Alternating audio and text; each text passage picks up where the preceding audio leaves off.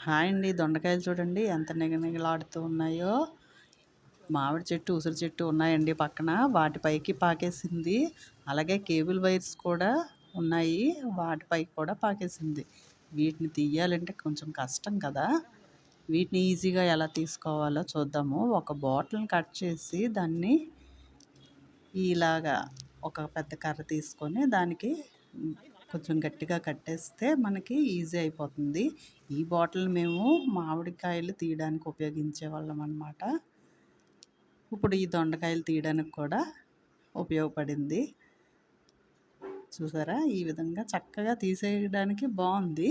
మీరు కూడా ట్రై చేయండి. దొండకాయలు ఎక్కువగా రావడానికి మనము ముదురాకులు ఉంటాయి కదండీ! వాటిని తీసేస్తూ ఉండాలనమాట. ఈ ఆకుల్ని మనం కషాయంగా కూడా చేసుకొని తీసుకోవచ్చు. ఈ కాయలు తినడం వలన మన మెదడు నాడీ వ్యవస్థ చురుగ్గా పనిచేస్తాయి. క్యాన్సర్‌ని తగ్గిస్తుంది. కొవ్వు, ప్రోటీన్‌లు ఇందులో ఉంటాయి కదా! జీవక్రియకు ఉపయోగపడతాయి. బి కాంప్లెక్స్, విటమిన్స్ కదా! అవి మన జీర్ణ వ్యవస్థకి ఉపయోగపడతాయి. Thank you.